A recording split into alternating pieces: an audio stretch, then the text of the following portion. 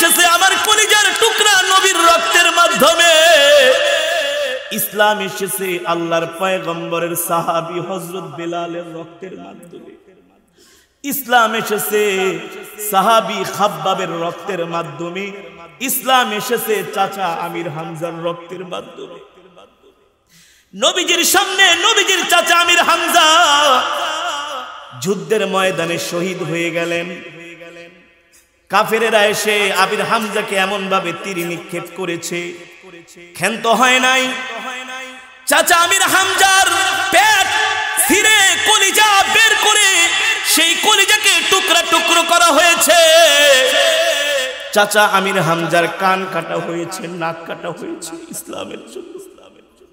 হযরত সুমাইয়া রাদিয়াল্লাহু তাআলা আনহা, যিনি কিনা নারীদের মধ্যে প্রথম শাহাদাত বরণ করেছেন, তার লজ্জা স্থানে আবু জেহেল বর্ষা দিয়ে আঘাত করেছে শুধু দ্বীনের জন্য, এই ইসলামের জন্য।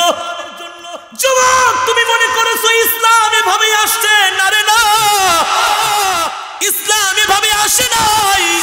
ইসলাম এসেছে সাহাবায়ে কেরামের বুকের তাজা রক্তের বিনিময়ে, ঠিক কিনা বলেন? আল্লাহর নবীকে এমন ভাবে পাথর মেরে নবীর শরীরকে রক্তাক্ত করা হয়েছে।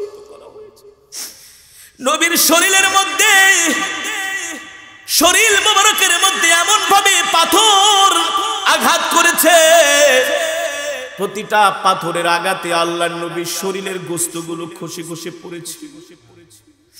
1 মাইল 2 মাইল 3 মাইল নয়, 5 মাইল রাস্তা মক্কার কাফেরেরা, তায়েফের কাফেরেরা আমার নবীকে পাথর মেরেছে। শেষ পর্যায়ে এমন একটা জোরে পাথর মারলো, পাথর এসে আমার নবীর পা মোবারকে লাগলো। আল্লাহর নবী এতক্ষণ হাঁটছিলেন, এখন আর হাঁটতেও পারেন না। পাথরের আঘাতে নবীজি তায়েফের ময়দানে লুটায়া পড়লেন। সাথে ছিল নবীজির পালক পুত্র যায়েদ ইবনে হারেসা। যায়েদ ইবনে হারেসা যায় আল্লাহর নবীকে জড়ায় ধরলেন। যায়েদের শরীর ক্ষত বিক্ষত হলো, আল্লাহর নবী হাঁটতে পারে না। নবীর এই করুণ অবস্থা দেখে আল্লাহ সহ্য করতে পারলেন না। জিবরাইলকে বলে, জিবরাইল, আমার বন্ধু কালেমার জন্য, দ্বীনের জন্য তায়েফের ময়দানে কাফেরদের পাথরের আঘাত খেয়ে আমার বন্ধু লুটায়া পড়েছে। আমি এই দুনিয়া তো সৃষ্টি করেছি আমার বন্ধুর জন্য, যদি আমার বন্ধুই না থাকে আমি দুনিয়া দিয়া কি করব? আল্লাহু আকবার। আমার বন্ধুর গায়ে পাথরের আঘাত আমি আল্লাহ সহ্য করতে পারি না। জিবরাইল, যাও যাও যাও, আমার বন্ধুর কাছে যায়া জিজ্ঞেস করো, আমার বন্ধু যদি চায় 1 মুহূর্তের মধ্যে আমি তায়েফবাসীদেরকে পাহাড় দিয়া চাপা দিয়া শেষ করে দেব। আল্লাহর নবী তায়েফের ময়দানে পড়ে আছেন। রাহমাতুল লিল আলামিন বলে, যায়েদ, যায়েদ, আমার জুতাটা মনে হয় পায়ের সাথে লেগে গিয়েছে। আল্লাহর নবীকে এমন জোরে জোরে পাথর মেরেছে, পা থেকে রক্ত বের হয়ে, রক্ত আর জুতা একাকার হয়ে গেছে, আঠার মতো লেগে রয়েছে। রাহমাতুল লিল আলামিন বলে, যায়েদ, জুতাটা একটু টান দিয়া খুলে দাও। যায়েদ ইবনে হারেসা বলেন, আমি যখন জুতাটা টান দিতে গেলাম মনে হয় আল্লাহর নবীর কলিজাটা বের হয়ে যাচ্ছে। রাহমাতুল লিল আলামিন বলে, যায়েদ, এত জোরে জুতা টান দিস না, মনে হয় কলিজা বের হয়ে যাচ্ছে। 3 দিন পর্যন্ত নবী আমার কিছু খায় না। একে তো 3 দিনের না খাওয়া, বুক ভরা আশা নিয়ে আসছিলেন তায়েফের ময়দানে। আল্লাহ, বুক ভরা আশা নিয়ে এসেছিলেন তায়েফের ময়দানে। হয়তোবা তায়েফবাসীরা কোরআনের দাওয়াত গ্রহণ করবে। তায়েফবাসীরা কোরআনের দাওয়াত তো গ্রহণ করেই নাই, উল্টা তার পরিবর্তে আমার নবীকে পাথর মেরে রক্তাক্ত করেছে। ও যুবক, তুমি মনে করেছো ইসলাম এভাবে আসছে? না রে না, ইসলাম এসেছে আমার কলিজার টুকরা নবী ইসলাম এসেছে আল্লাহর পয়গম্বরের সাহাবী হযরত বেলালের রক্তের মাধ্যমে। ইসলাম এসেছে সাহাবী খাব্বাবের রক্তের মাধ্যমে। ইসলাম এসেছে চাচা আমির হামজার রক্তের মাধ্যমে। নবীজির সামনে নবীজির চাচা আমির হামজা যুদ্ধের ময়দানে শহীদ হয়ে গেলেন। কাফেরেরা এসে আমির হামজাকে এমন ভাবে তীর নিক্ষেপ করেছে, ক্ষান্ত হয় নাই। চাচা আমির হামজার পেট ছিঁড়ে কলিজা বের করে সেই কলিজাকে টুকরা টুকরো করা হয়েছে। চাচা আমির হামজার কান কাটা হয়েছে, নাক কাটা হয়েছে ইসলামের জন্য। হযরত সুমাইয়া রাদিয়াল্লাহু তাআলা আনহা, যিনি কিনা নারীদের মধ্যে প্রথম শাহাদাত বরণ করেছেন, তার লজ্জা স্থানে আবু জেহেল বর্ষা দিয়ে আঘাত করেছে শুধু দ্বীনের জন্য, এই ইসলামের জন্য। যুবক, তুমি মনে করেছো ইসলাম এভাবে আসছে? না রে না, ইসলাম এভাবে আসে নাই। ইসলাম এসেছে সাহাবায়ে কেরামের বুকের তাজা রক্তের বিনিময়ে, ঠিক কিনা বলেন? ইসলামের একটা যুদ্ধ হয়েছিল, যেই যুদ্ধের নাম হলো মুতার যুদ্ধ। কিসের যুদ্ধ? মুতার যুদ্ধে আল্লাহর নবী রোমানদের বিরুদ্ধে, মুতার যুদ্ধে মুসলমানরা কাফেরদের বিরুদ্ধে লড়াই করবে। আল্লাহু আকবার। কাদের বিরুদ্ধে? রোমানদের বিরুদ্ধে। আল্লাহর নবী বিশাল এক যুদ্ধের কাফেলা মুতার যুদ্ধে প্রেরণ করলেন 1,20,000 রোমান সৈন্যের বিরুদ্ধে। কয় লক্ষ? মুসলমানদের সংখ্যা মাত্র 3,000 আর কাফেরের সংখ্যা হলো 1,20,000। কয় হাজার? 1,20,000 মুতার যুদ্ধ। আল্লাহ নবী সাহাবীদেরকে ডাকলেন মজমার মধ্যে, ও সাহাবীরা আসো আসো, রোমানদের সাথে লড়াই করতে হবে। আল্লাহ নবী বললেন কাফেরদের সংখ্যা 1,20,000 আর মুসলমানের সংখ্যা মাত্র 3,000। এই কথা যদি আমাদেরকে ডাক দিয়া বলতো, আমরা বলতাম হুজুর আপনার কি মাথা খারাপ মিয়া?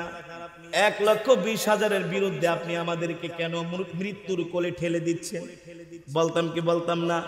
জোরে বলেন, বলতাম কি বলতাম না?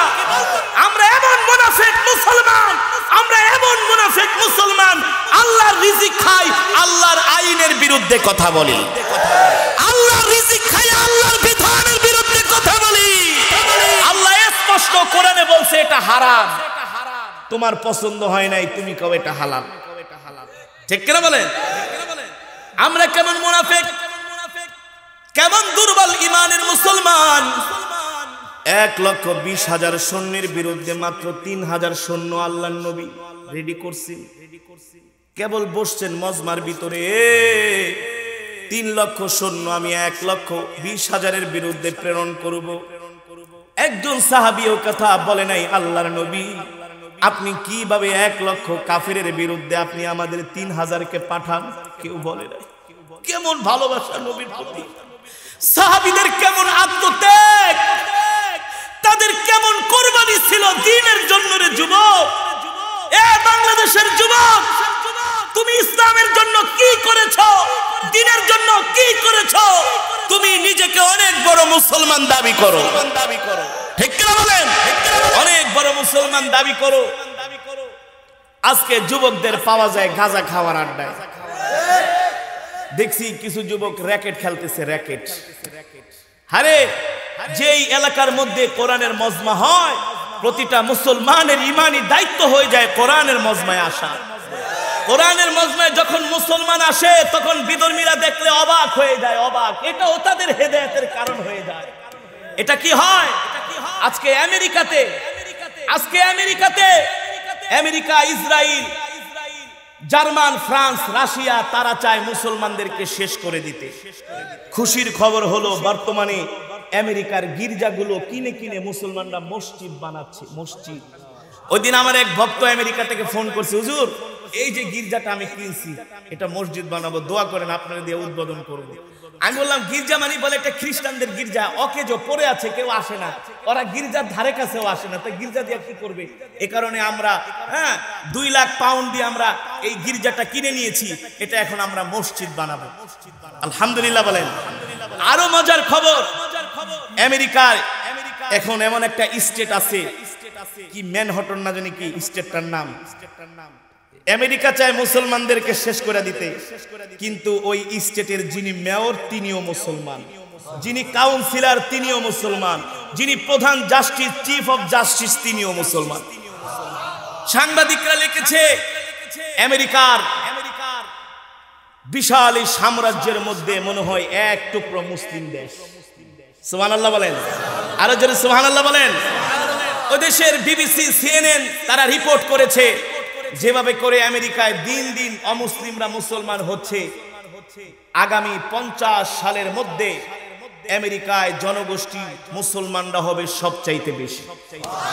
আরো জোরে বলেন সুবহানাল্লাহ। আগামী 2070 সালের মধ্যে সারা পৃথিবীতে মুসলমানদের সংখ্যা হবে বেশি, মুসলিম জনগোষ্ঠী হবে 1 নম্বরে। কয় নম্বরে? জোরে বলেন কয় নম্বরে? ও যুবক, তুমি কি মনে করেছো ইসলাম এদেশে গোমতী নদীর মতো স্রোতের ন্যায় ভেসে আসছে? না না না, আরে বেটা, তোর বাপে তোর বাবার দাদা, তার বাবার দাদা বেটা ধুতি পরতো, ধুতি ইতিহাস পড়ে দেখ। তোর মা তোর খালারা আগে কপালে সিঁদুর, হাতে তারা শাখা পরতো, কিন্তু তারা মুসলমান ছিল, মুসলমান ছিল কিন্তু মুসলমানিত্ব ছিল না। ইসলাম শিখিয়েছে ওলামায়ে কেরাম। কারা শিখিয়েছে? হাজী শরীয়তুল্লাহ রহমাতুল্লাহি আলাইহি ব্রিটিশ বিরোধী আন্দোলন করেছেন। শহীদ তিতুমির ব্রিটিশদের বিরুদ্ধে লড়াই করতে যে বাঁশের কেল্লা বানিয়েছিলেন, বাঁশের কেল্লা। এই ভারতবর্ষ আগে ব্রিটিশরা শাসন করেছে, ব্রিটিশরা শাসন করেছে ভারতবর্ষ। এই ভারতবর্ষ থেকে ব্রিটিশদেরকে কুকুরের মতো পিটায়া পিটায়া তাড়াইছে ওলামায়ে দেওবন্দ। দেওবন্দ ইতিহাস পড়ে দেখো, মিথ্যা ইতিহাস বলছি না। নারে তাকবীর, নারে তাকবীর, উলামায়ে দেওবন্দ, উলামায়ে দেওবন্দ, উলামায়ে হক্কানি। যুবক, ইতিহাস শুনবা।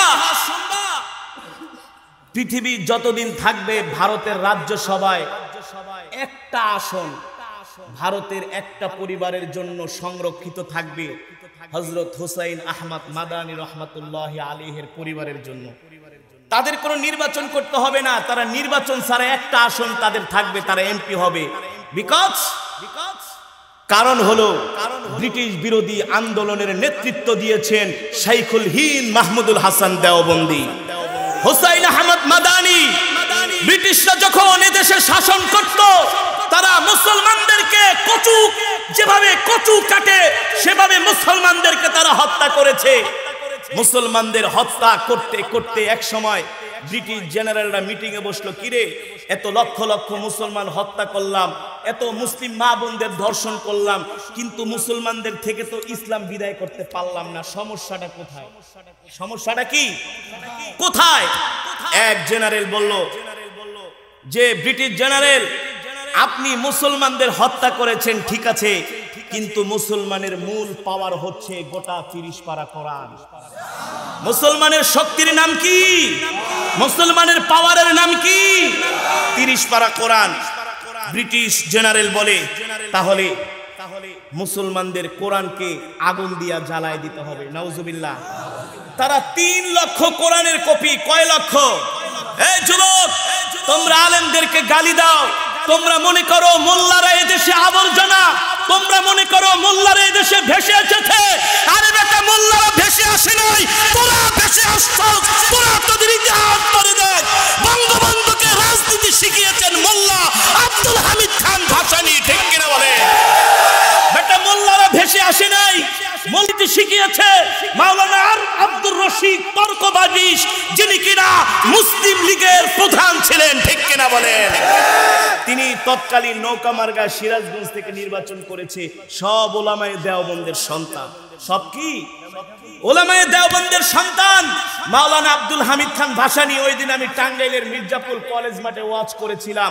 লক্ষ লক্ষ মুসলমানের সামনে আমি বুকে হাত দিয়ে বলেছিলাম, আমি যে ইতিহাস বলছি পারলে খণ্ডন করেন। বলেন না হুজুর, সম্ভব না। বঙ্গবন্ধুকে হাতে ধরে রাজনীতি শিখিয়েছেন একজন মাওলানা। তোমাদেরকে তো এখন ভুল মিসগাইড করা হচ্ছে, ইতিহাস বিকৃত হওয়ার কারণে তোমরা মনে করো এই মোল্লারা শুধু আজান আর নামাজ পড়েন স্যার, আর কিছু জানে না। এটা ভুল। তোমরা যে ইংরেজি বাংলা পড়ো মিয়া, আমরা 30 পারা, আমি 30 পারা কোরআন মাত্র 13 মাসে মুখস্থ করছি। কয় মাসে? কথা শুনলে মনে হয় কি বোধাই বলো দামি। আরে না, ওসব ডাক্তার, ইঞ্জিনিয়ার, পাইলট হওয়া তো বেটা কোনো ব্যাপারই ছিল না। আল্লাহ যে মেধা দিয়েছে, যে মেধা, মাত্র 13 মাসে কোরআনে হাফেজ হয়েছি। আমরা চাইলে ডাক্তার, ইঞ্জিনিয়ার, পাইলট হতে পারতাম, এটা কোনো ব্যাপারই না। এটা কোনো ব্যাপার ছিল না, কোনো ব্যাপার ছিল না। মুসলমানদের গর্ব আমি বলি জাকির নায়েক। আমরা অনেকেই তাকে অনেক খারাপ বলেছি, কিন্তু এই লোকটা এতটা মাজলুম, ইসলামের কথা বলার কারণে তাকে ভারত থেকে বের করে দেয়া হয়েছে। এখন তিনি মালয়েশিয়াতে আছেন, ঠিক কিনা বলেন? মোল্লারা পারে না, সব পারে। মোল্লারা সব পারে, মোল্লারা পারে না, এটা ভুল। মোল্লারা পিটায়া আমেরিকাকে আফগানিস্তান থেকে দূর করছে, তারাইছে। কি করছে? ভাবতেও পারে নাই যে মোল্লারা এটা ঘটায় ফেলাইবে। কিন্তু শক্তি মোল্লাদের না, শক্তি কার? জোরে বলেন কার? আল্লাহর শক্তি, ঠিক কিনা বলেন? আমি যেটা বলতেছিলাম, ব্রিটিশরা কয় লক্ষ কোরআনের কপি আগুন দিয়ে পুড়িয়েছে? 3 লাখ। কয় লাখ? 3 লাখ। ব্রিটিশ জেনারেলদেরকে সৈন্যরা বলতেছে, মিয়া মারলে লাভ কি? আসল জিনিসই তো রয়ে গেছে। কোনটা? কোরআন। তাহলে কাজ করো। ব্রিটিশ সৈন্যরা গ্রামে গ্রামে অভিযান চালায় মুসলমানের 3 লক্ষ কোরআনের কপি একসাথে করেছে। একসাথে কোরআনের 3 লক্ষ কপি ব্রিটিশরা আগুন দিয়ে জ্বালিয়ে দিয়েছে। কি করেছে? আগুন দিয়ে জ্বালিয়ে দিয়েছে। যেই এলাকা থেকে কোরআন নিয়ে আসছে আগুন দিয়ে পোড়ায় দিছে, ওই এলাকার কোরআনে হাফেজরা আবার একত্রিত হয়ে গেছে। একত্রিত হয়ে ছবি না পয়রা একজন আরেকজনকে মুখস্থ করায়, একজন আরেকজনকে বলে সাবধান, বলিস না। লেখা কোরআনের কপি আগুন দিয়ে জ্বালায় দিছে, কিন্তু বুকের কোরআন তো জ্বালাইতে পারে নাই।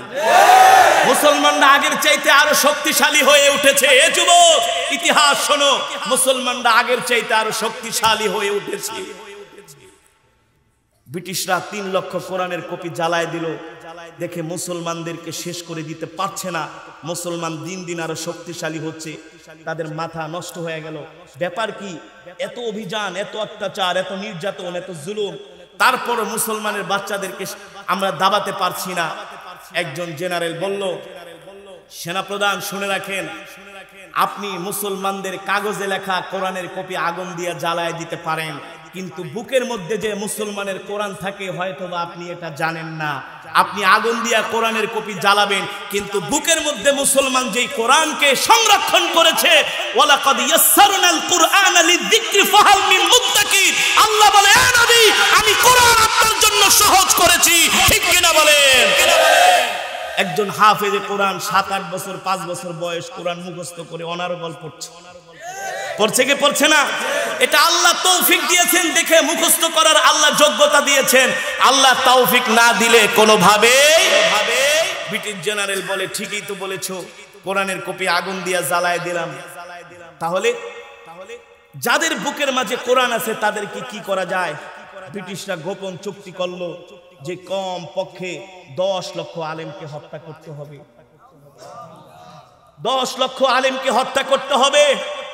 ভারতের দিল্লি থেকে লাহোর থেকে মুলতান পর্যন্ত এমন কোন গাছ ছিল না যে গাছের সাথে আলেমের লাশ ঝুলে নাই। শুধু দ্বীনের জন্য, ইসলামের জন্য। এটা তো ভারতবর্ষের কথা বললাম। আমাদের ইমামে আজম আবু হানিফা রাহমাতুল্লাহি আলাইহি কারাগারের মধ্যে তাকে শহীদ করা হয়েছে শুধু ইসলামের জন্য। ইমাম আহমদ ইবনে হাম্বল রাহমাতুল্লাহি আলাইহি তাকে শাহাদাত বরণ করতে হয়েছে শুধু ইসলামের জন্য।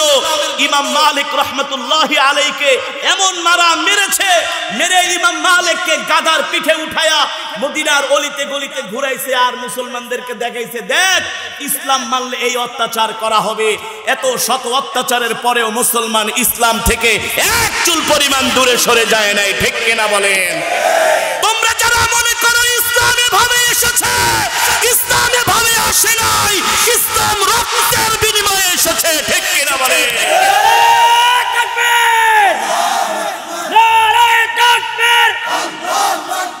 ইসলামের শত্রুরা হুঁশিয়ার সাবধান।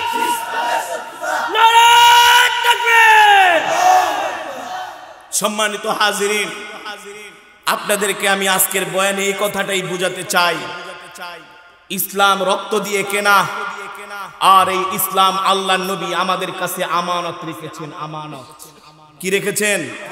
আমানত রেখেছেন। এই ইসলাম হেফাজত করার দায়িত্ব প্রত্যেকটা কালেমাওয়ালা মুসলমানের। যদি ইসলাম হেফাজত করতে না পারো, যুবক মনে রাখো, আল্লাহর নবী তোমাকে ছাড়বে না। হাসরের মাঠে সরকারে দো আলম জামা মোবারক খুলবে আর বলবে, এ উম্মত তাকা তাকা, আমার শরীরের দিকে তাকায় দেখ, ইসলামের জন্য আমি পাথরের আঘাত খেয়ে কত বিক্ষত হয়েছি। এই দেখ আমার শরীরে কত দাগ, তরবারির দাগ, বর্ষার দাগ, পাথরের দাগ, মায়ের দাগ, পিটানোর দাগ। এ উম্মত দেখ, সামনে দুইটা দাঁত নাই, দাঁত নাই, শুধু ইসলামের জন্য। তোদের কাছে আমি ইসলাম আমানত রেখে আসছিলাম, তোরা ইসলামের কেন হেফাজত করস নাই? কই, তোদের গায়ে তো কোনো আঘাত নাই, কেউ তো তোদের গায়ে তরবারি দিয়া পিটায় নাই, কেউ রড দিয়া পিটায় নাই, কেউ পাথর দিয়ে আঘাত করে নাই। আমি আল্লাহর নবী যদি ইসলামের জন্য তাইফের ময়দানে রক্ত দিতে পারি, উহুদের ময়দানে জানদাম মোবারক শহীদ করতে পারি, তুই আমার উম্মত হয়ে কেন পারবি না? ঠিক কিনা বলে? আল্লাহর নবী বলবে, আমার ওমরের দিকে তাকায় দেখ, আমার বেলালের দিকে তাকায় দেখ, আমার তলহার দিকে তাকায় দেখ, আমার জুবাইরের দিকে তাকায় দেখ, আমার চাচা আমির হামজার দিকে তাকায় দেখ। আমার চাচা আমির হামজা ইসলামের জন্য তার নাক কাটা হয়েছে, তার কান কাটা হয়েছে, তার কলিজা ছিঁড়ে টুকরো টুকরো করা হয়েছে। এ উম্মত, আমি নবী তো তোদের কাছে ইসলামকে আমানত রেখেছিলাম, তোরা কেন ইসলাম আমানত হেফাজত করতে পারস নাই? জবাব দে, জবাব দে। আল্লাহর নবী এ কথা যখন জিজ্ঞেস করবে, আমাদের উত্তর দেওয়ার কোনো ভাষা থাকবে না। থাকবে? উত্তর দেওয়ার কোনো ভাষা থাকবে না। এ কারণে যুবক, তোমরা বলো, হুজুর ইসলাম তো আল্লাহ হেফাজত করবে, কোরআনের কোথাও নাই, রাসূলের হাদিসের কোথাও নাই আল্লাহ ইসলাম হেফাজত করবে। আল্লাহ ইসলাম হেফাজত করবে না, আল্লাহ কোরআন হেফাজত করবে, ইসলাম হেফাজত করবে মুসলমানেরা। ঠিক কিনা বলে? যদি আল্লাহ ইসলাম হেফাজত করতেন, তাহলে আল্লাহর নবীর 63 বছর জিন্দেগিতে 27 বার যুদ্ধের ময়দানে সরাসরি অংশগ্রহণ করতেন না। নবীর কি দরকার ছিল? তাহলে আল্লাহ তো বলতো, নবীজি আপনি শুধু খানকায় বসে জিকির করেন। কি করেন? জিকির করেন, মুরগির রান খান, জমের খাওয়া খান, রাজপথে আপনার নামার দরকার নাই। কথা বলেন, কথা বলেন, আপনার দরকার নাই, আমি আল্লাহ ফেরেশতা দিয়া সব সামাল দিতেছি। আল্লাহ চাইলে পারতেন না? পারতেন না? আল্লাহর ফেরেশতার কি অভাব আছে? আল্লাহর সৈন্যবাহিনীর অভাব আছে? তাহলে আল্লাহ কেন নবীকে পাঠাইলেন? আল্লাহ আগে বলছে, নবী আপনি আগে বদরের প্রান্তরে যান। কাফেররা 1000, মুসলমানের সংখ্যা কত? জোরে বলেন, কত? বালা ইন তাসবিরু ওয়া তাত্তাকু ওয়া ইয়াতুকুম মিন ফাওরিহিম হাযা ইউমদিদুকুম রাব্বুকুম বিখামসাতি আলাফিম মিনাল মালাইকাতি মুসাউওয়িমিন। আল্লাহ রাব্বুল আলামিন আগে বললেন, ও নবী আপনি কাফেরদের বিরুদ্ধে এবার তরবারি উঠান। মিষ্টি মিষ্টি ওয়াজ করার দিন শেষ। অনেক মিষ্টি মিষ্টি ওয়াজ করছেন সুর দিয়া, এখন একটু গরম। কি দেন, কি দেন? এই জোরে বলেন, কি দেন? ইসলামে গরম আছে কি আছে না? ইসলামে নরমও আছে, গরমও আছে। নবী আমার মক্কার জীবনে 12 বছর পর্যন্ত তেল মাখছে। মক্কার কাফেরদের চাচা মুসলমান হন, মুসলমান হন। 3,12 বছর মেহনত করে আল্লাহর নবী মাত্র 313 জন জোগাড় করেছে। কতজন? 313 জন মুসলমান হয়েছে। এবার আল্লাহ তাআলা বলে, নবী মিষ্টি মিষ্টি ওয়াজের দিন শেষ, এবার একটু শরীর ঝাড়া দেন, রেফলাইট করেন। কি করেন? এবার একটু ট্রেনিং করেন, যুদ্ধের ময়দানে যান। এ যুবক, কাফেরের সংখ্যা 1000 আর মুসলমানের সংখ্যা মাত্র। আল্লাহ তাআলা নির্দেশ দিয়েছেন, যার বদরের প্রান্তরে আগে আল্লাহ তার নবীকে পাঠাইছেন, নবী তার বাহিনী নিয়ে গিয়েছেন। কথাটা ভালো করে খেয়াল করেন। যারা বলে আল্লাহ ইসলাম হেফাজত করবে, আরে আল্লাহ যদি ইসলাম হেফাজত করত, আল্লাহর নবীকে বদরের প্রান্তরে 313 জন নিয়ে 1000 কাফেরের বিরুদ্ধে যুদ্ধ করার কোনো দরকার? আল্লাহ বলতো ঠিক আছে নবী আপনি ঘুমান, নাকটাই না ঘুমান, আমি 5000 ফেরেশতা দিয়ে আবু জেহেলদেরকে সাইজ করে দিই। আল্লাহকে এই কথা বলছে? জোরে বলেন, প্রমাণ দিতে পারবেন? আল্লাহ বলছেন না, আগে আপনি নিজে চেষ্টা করেন। কি করেন? ছোটবেলায় যখন সন্তান মাত্র 1-1.5 বছর হয়, কি করে? বাবা সন্তানকে হাঁটা শিখায়। কি করে? একটু হাত ধরে ধইরা তারপর ছাইরা দেয়। কি করে? সন্তান 1-2 কাজ দিয়া পড়া যায়, আবার বাবা ধরে। যদি বাবা শুধু তার হাত ধরে ধরে হাঁটায়, সে কোনোদিন হাঁটা শিখবে? শিখবে না, সাহস হবে না। ফর এক্সাম্পল, আল্লাহ তাআলা নবীকে বলছেন, নবী আপনি যে 313 জন ম্যানেজ করছেন, এই 313 জন নিয়ে আপনি ময়দানে নাইমা যান, তারপরে যা দেখার আমি দেখব। আরো জোরে বলেন সুবহানাল্লাহ। আগে আল্লাহ নবীকে পাঠাইছেন, ঠিক কিনা বলেন? নবীকে পাঠানোর পরে নবী যখন যুদ্ধের ময়দানে বদরের প্রান্তরে গেলেন, দেখলেন কাফেরদের সংখ্যা 1000 আর মুসলমানের সংখ্যা 313 জন। আল্লাহর নবী কিছুটা ঘাবড়ে গেলেন, চিন্তিত হয়ে পড়লেন। এ যুবক ভালো করে শুনে রাখো, আল্লাহর নবী ঘাবড়ে গেলেন। 1000-এর বিরুদ্ধে 313 জন কোনোদিনই বিজয় অর্জন করা। নবীজির চেহারার মধ্যে ক্লান্তির ছাপ, আতঙ্কের ছাপ, ভয়ের ছাপ। নবীজির চেহারা দেখা সাহাবীরা আজ করতে পেরেছেন আল্লাহর নবীর পেরেশানি, টেনশন। সাহাবীরা সহ্য করতে পারে নাই। তোমাদের মতো যুবক, তোমাদের মতো টাকরা নওজোয়ান যুবক আনসারদের মধ্য থেকে একজন দাঁড়ায় গেছে, দাঁড়ায় বলো, গো আল্লাহর নবী আপনি ভয় পাবেন না, চিন্তা করবেন না। একজন আনসার সাহাবী বেঁচে থাকতে আমরা যুদ্ধের ময়দান থেকে আপনাকে ফেলে যাব না। আল্লাহু আকবার, আরো জোরে বলেন আল্লাহু আকবার। মুহাজিরদের পক্ষ থেকে একজন দাঁড়ায় বলো, গো আল্লাহর নবী আমরা পয়গম্বর মুসার কওমদের মতো বলবো না, আপনি যাই আপনার আল্লাহর জন্য যুদ্ধ করেন, আপনি আপনার আল্লাহ মিল্লাহ যুদ্ধ করেন, এই কথা আমরা বলবো না। আমরা বলবো শরীরে 1 বিন্দু রক্ত থাকা পর্যন্ত আল্লাহর নবীকে ছেড়ে আমরা যুদ্ধের ময়দান থেকে পলায়ন করব না। আল্লাহু আকবার। এবার আল্লাহ তাআলা, এবার আল্লাহর নবী শপথ বাক্য পাঠ করাচ্ছেন। সাহাবীরা আল্লাহর নবীর হাতে হাত রাখছে, যুবক তোমাদেরকে তো দ্বীনি আন্দোলনে পাওয়া যায় না, উল্টা যারা দ্বীনি আন্দোলন করতে যায় তাদেরকে তোমরা মারো। অথচ আল্লাহর নবী কি করেছেন? মুহাজির সাহাবীরা হাত রেখেছেন, আনসারী সাহাবীরা হাত রেখেছেন। আল্লাহ তাআলা জিবরাইলকে পাঠিয়ে দিলেন, এ জিবরাইল ওইখানে শুধু আমার বন্ধুর হাত না, শুধু মুহাজির সাহাবীদের হাত না, আনসারী সাহাবীদের হাত না, আমার বন্ধুর সাথে আমার আল্লাহর হাতও আছে। আল্লাহু আকবার। আল্লাহ কোরআনের আয়াত নাজিল করে দিলেন, বালা ইন তাসবিরু ওয়া তাত্তাকু ওয়া ইয়াতুকুম মিন ফাওরিহিম হাযা ইউমদিদকুম রাব্বুকুম বিখামসাতি আলাফিম মিনাল মালাইকাতি মুসাউমিন। ও নবী আপনি যুদ্ধ শুরু কইরা দেন, এখনো যুদ্ধ শুরু হয় নাই, আগেই আল্লাহ তাআলা আগাম যুদ্ধের বিজয় ঘোষণা করেছে। নবী আপনি যুদ্ধ করেন। জিবরাইল এসে বলে, নবী আপনি কান্না করেন, ভয় পান, আপনি কি মনে করেছেন আল্লাহ আপনাকে একা ছেড়ে দিয়েছে? না না না, আল্লাহ একা ছাড়ে নাই। আপনি আসেন, আপনি যেই জায়গাটায় আছেন এই জায়গা হচ্ছে মরুভূমি, নরম মাটি। কি মাটি? নরম মাটিতে ঘোড়া দৌড়াইতে পারে না, মানুষ হাঁটতে পারে না, পা দেবে যায়। ও নবী ওয়া আনজালনা মিনাস সামাই মাআ, একটু পরে আল্লাহ আসমান থেকে আপনার জন্য বৃষ্টি নাজিল করবে, আর দেখবেন মরুভূমির বালুগুলো পাথরের মতো শক্ত হয়ে যাবে, আপনি যুদ্ধ করে আরাম পাবেন, ঘোড়াগুলো ভালো করে দৌড়াবে। আল্লাহু আকবার। আর ওই যে কাফেরেরা দাঁড়াইছে ওই জায়গায় বৃষ্টিও হবে না, তাদের জায়গা শক্ত হবে না। আল্লাহু আকবার।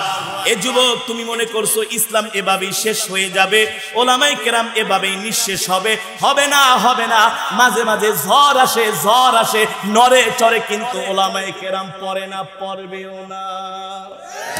ঠিক কিনা বলেন?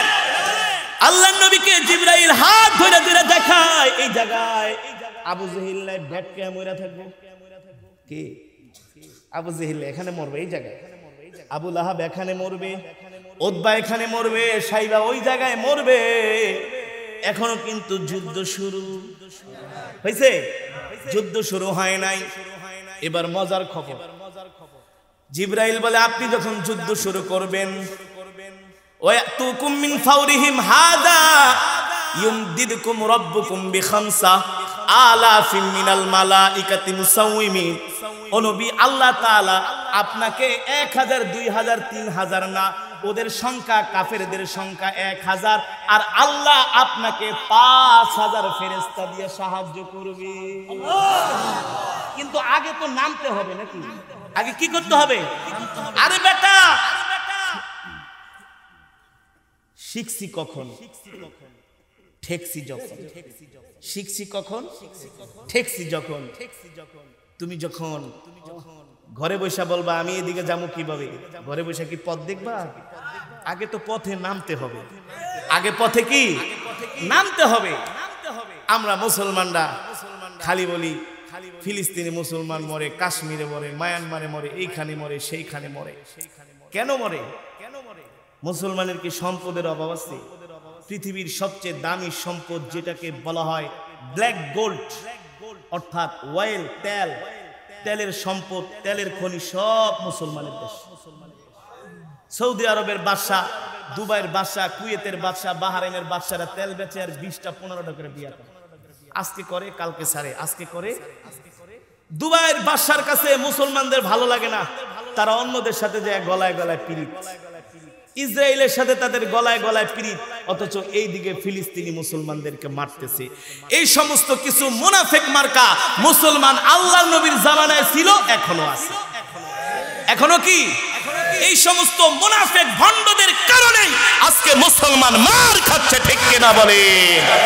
কিন্তু এই মুনাফিকের অস্তিত্ব থাকবে না। যারা ঈমানওয়ালা মুসলমান আল্লাহর জমিনে তারাই টিকে থাকবে। ঠিক কিনা বলেন? এই কারণে যুবক, তোমাদেরকে আহ্বান করি, ইসলাম আছে, ইসলাম ছিল, ইসলাম আছে, ইসলাম থাকবে। পানি ছাড়া যেমন মাছ বাঁচে না, একজন মুসলমান ইসলাম ছাড়া, দিন ছাড়া বাঁচতে পারে না। বাঁচতে পারে না। এ কারণে আমরা যতদিন বাঁচবো ইসলামের উপরে বাঁচবো, বাঁচবো তো বাঁচবো ইসলাম নিয়ে বাঁচবো, মরবো তো মরবো মুসলমান হইয়া মরবো। ঠিক কিনা বলেন? কি হইয়া? কথা কন বলতেছেন হুজুর, এটা আবার কেমন কথা বললেন? আমরা কি মুসলমান না? দাড়ি আছে, টুপি আছে, পাঞ্জাবি আছে। হ্যাঁ মুসলমান, কিন্তু আমাদের এখন মুসলমানের ভিতরে ক্যাটাগরি আছে। কেউ আছে বাৎসরিক মুসলমান, কেউ আছে মাসিক মুসলমান, কেউ আছে সাপ্তাহিক মুসলমান, কেউ আছে দৈনিক মুসলমান। কিন্তু দৈনিক মুসলমান খুব কম, বাৎসরিক আর সাপ্তাহিক মুসলমান বেশি। উদাহরণ দিব। গত 2 বছর আগে, এই উঠাউঠি করবেন না, শেষ করে দিব বয়ান। আমার সময় কিন্তু শেষ, অলরেডি শেষ। এখন যা করতেছি বোনাস, আর 5 মিনিটে শেষ করব। কেউ উঠাউঠি করবেন না, আমরা মোনাজাত দিব। আরো 2 বছর আগে আমাকে মোহাম্মদপুরে এক জায়গায় নামাজ পড়তে দাওয়াত দিছিল, ঈদের নামাজ। কিসের নামাজ? তো এলাকার যুবকরা বলে, হুজুর আপনাকে অনেকদিন পর পেয়েছি, আপনি আমাদের আজকে একটু লম্বা চূড়া তেলাওয়াত শোনাবেন আর লম্বা চূড়া একটু বয়ান করবেন। আমি বলি ঈদের জামাত কয়টায়? বলে 8টায়। 4-5 জন যুবককে, হুজুর আজকে 8:15টায় পড়বো, যান 15 মিনিট বাড়ায় দিলাম। তো আমি নামাজ পড়তে তেলাওয়াত করছি, বয়ান করছি, করতে করতে মনে করেন 10 মিনিট ওভার হয়ে গেছে। তো মসজিদের যিনি মিস্টার সভাপতি, অত্র এলাকার মহামান্য কাউন্সিলর, কি সে এসেছে 8টায়, অর্থাৎ সময় ছিল জামাতের 8টা, 15 মিনিট বাড়াইছে, সে 8টায় আসছে। আইটা এখন দেখে 10 মিনিট ওভার, ঘড়ির দিকে তাকায় আর এই মিয়া মুয়াজ্জিন কই মিয়া ব্যাপার কি মিয়া নামাজ দিছো 8টায় বাইজে গেছে 8:15 ব্যাপারটা কি কোনো তালমাল থাকে না নামাজে দাঁড়াও মুয়াজ্জিন কয় কাউন্সিলর সাহেব পোলা পানি একটু কেরাত আল্লাহর কোরআন শুনতে চেয়েছো না দাঁড়া যাও যখন বয়ান চলতেছে এক পর্যায়ে কাউন্সিলর কয় এই মুয়াজ্জিন একামত দাও কথা কয় না কি দাও নামাজ কিসের নামাজ ঈদের নামাজ দিতে কয় কি ওটা তাল বেতাল আছে আর মুয়াজ্জিন ছিল বরিশালের ঘাউরা মানুষ এমনি লঞ্চ পার হয়ে ঢাকা শহর আয় বুঝেন না এই মিয়া সব জায়গায় মিয়া মাতবরি দেখেন বহেন মিয়া এই বেটা বমুমানি মসজিদের সভাপতি আমি দাদা ছিল মোতাল্লি জায়গা দিছে বেটা বাপে তুই কথা আমারে বইবার কাউন্সিলর সব জায়গায় ক্ষমতা দেখেন না দেহামুনে কেলা কই মিয়া সব জায়গায় মাতবরি দেখাইলে কিন্তু শরম পাইবেন চুপ করে বয়া থাকেন কাউন্সিলর আরো চাচ্ছে এই বেটা তোরে চাকরি দিছি আমি চাকরি খায়ালাম কারণ হুজুরদের চাকরি তো সকালে আছে বিকালে নাই হুজুরদের চাকরি এখন চলে গেছে সুদখোর ঘুষখোরের হাতে মাস্তানদের হাতে বুঝেন নাই হুজুর এগুলোর ভয় করে না মুয়াজ্জিন সাহেবকে কথা কম কম আমি তো সব শুনতাছি বয়া বাপ দুইজনের লাগে পুরা তুমুল চলতেছে কইছি তোমার একামত দিতে তুমি একামত দাও মুয়াজ্জিন কো আর সহ্য না করে এই মিয়া কোন নামাজ পড়তে আইছেন ঈদের নামাজ কাউন্সিলর কো ঈদের নামাজ পড়তে আইছেন আমি পাঞ্জাবি টুপি লাগাই আইছি দাও না ভাবসা বলয়া বুঝলেন কে মিয়া ঈদের নামাজে কোনো একামত নাই কে কইছে আর মুসল্লিরা সবাইকে আমরা কইছি ঈদের নামাজে কি নাই ও আসলে ভুল হয়ে গেছে থাক কিছু মনে করেন না এরা হচ্ছে বাৎসরিক মুসল্লি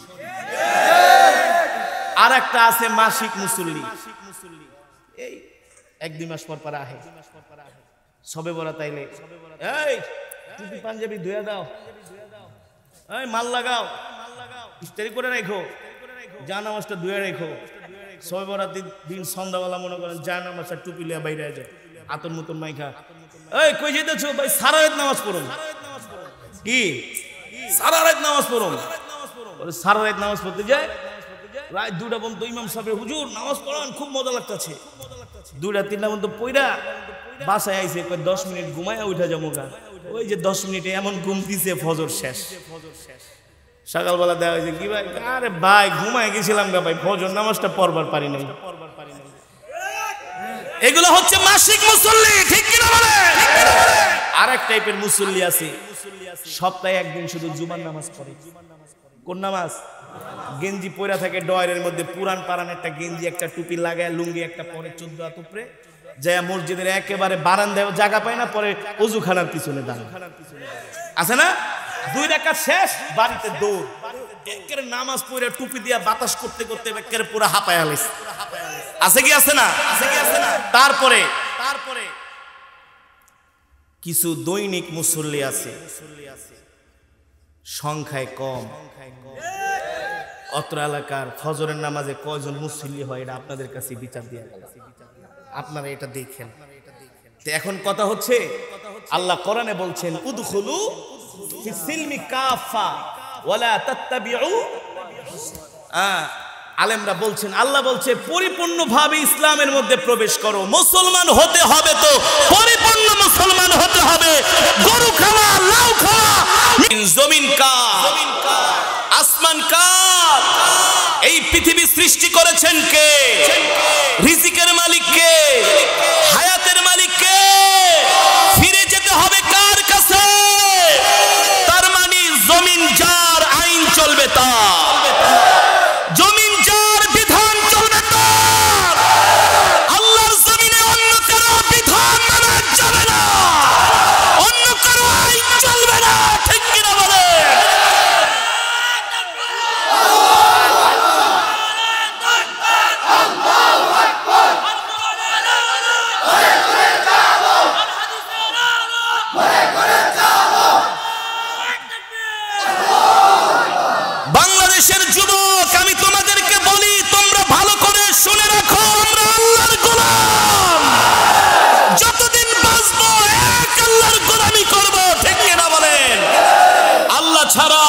কারো গোলামি করা যাবে? যাবে না। আমরা মুসলমান, আমাদের ধর্ম ইসলাম। আমরা কি? আরো জোরে বলেন, আমরা কি? এ কারণে বঙ্গবন্ধু তার 7ই মার্চের ভাষণে বলেছিলেন, আমি বাঙালি, আমি মুসলমান।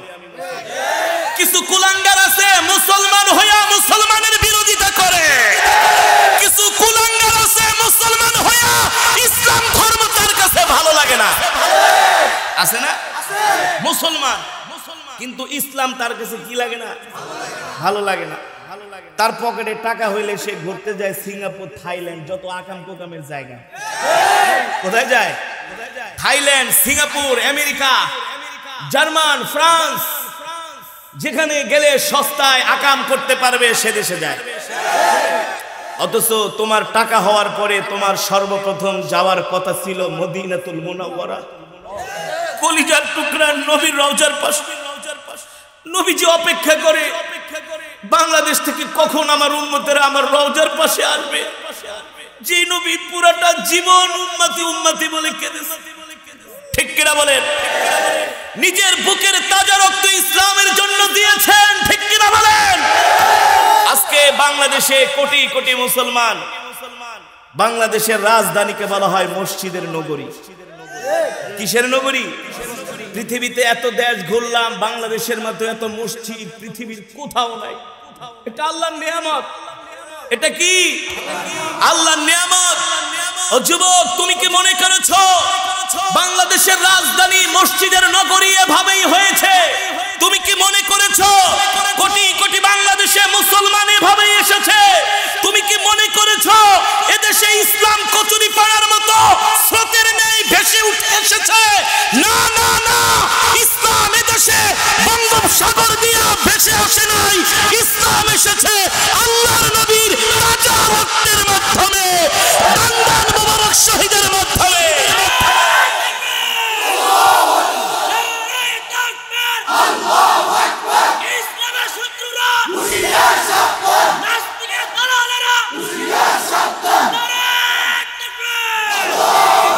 সম্মানিত হাজিরিন, কিছু মুসলমান আছে বলে, হুজুর এত জোরে জোরে আওয়াজ করেন কেন, এত গরম গরম আওয়াজ করে কেন? বলে কি বলে না? ইসলামে দোস্ত মনে রাখবা, গরমও আছে, কি আছে? নরমও আছে, গরমও আছে। আবু বকর ছিলেন নরম, ওমর ছিলেন কি? ওমর ছিলেন গরম, আবু বকর ছিলেন নরম। এ কারণেই এক অমুসলিম এসে ওমরকে বলে, ওমর আমি নতুন মুসলমান হইছি, নবীজিকে এত চাঁদা দেই, এত টাকা পয়সা দেই ইসলামের জন্য। দেখো আমার সাথে এক ইহুদির সাথে একটা ঝগড়া লেগেছে, নবীর দরবারে গেলাম বিচার নিয়া, নবী বিচারটা আউয়াল করে দিয়েছে, কিন্তু প্রথম বিচার আমার কাছে পছন্দ হয় নাই। আমি এসেছি তুমি বিচারটা বিচারে সানি করে দাও। কি করে দাও? ওমর বলে, প্রথম কার কাছে গিয়েছিলা? বলে আল্লাহর নবীর কাছে। আমার কাছে কেন আসছো? বিচারে সানির জন্য। ও, প্রথম বিচার তোমার কাছে মজা লাগে না? কয় না, যদি তুমি একটু ভাইবা দেখতা দ্বিতীয়বার কিছু করা যায় কিনা। কারণ ওই নবাগত মুসলমান সে জানে যে আল্লাহর নবী ওমরকে ভালোবাসে, কিন্তু ওই বলদ বোঝে নাই, ওই আহাম্মক বোঝে নাই যে আল্লাহর নবী ওমরকে ভালোবাসে। ওমর তার জীবনের চাইতে আল্লাহর নবীকে ভালোবাসে, ঠিক কিনা বলেন? ঘরে গেলেন, তরবারি নিলেন, খাপ থেকে বের করলেন, বলে এদিকে আসো, বিচারে সানি করে দেই। কি হয়েছে? বলে এই হয়েছে। ও, নবীজির বিচার তোমার পছন্দ হয় নাই, যদি আপনি একটু দ্বিতীয়বার। দ্বিতীয়বার তরবারি বের করে এক কোপ দিছে, বলে যে আল্লাহর নবীর বিচার ফায়সালা মানতে পারে না, আল্লাহর জমিনে তার থাকার কোনো অধিকার নাই। ঠিক কিনা বলেন? যুবক, এই কথা দ্বারা আমি তোমাদেরকে কি বোঝাতে চাই? তোমরা মনে করেছো বাংলাদেশে লক্ষ লক্ষ আলেম, এত মসজিদ, এত মাদ্রাসা, এত খানকা, এত ওয়াজ মাহফিল এদেশে এভাবেই প্রতিষ্ঠিত হয় নাই। এই মসজিদ, মাদ্রাসা, খানকা, ওয়াজ মাহফিল এগুলো প্রতিষ্ঠার পিছনে আল্লাহর নবীর রক্ত, সাহাবায়ে কেরামের রক্ত, চার ইমামের রক্ত, তবে তাবেঈনের রক্ত, এমনকি উলামায়ে দেওবন্দের রক্ত রয়েছে। আজও রক্ত ঝরছে, আজও কারাবন্দী আছে। ঠিক কিনা বলেন?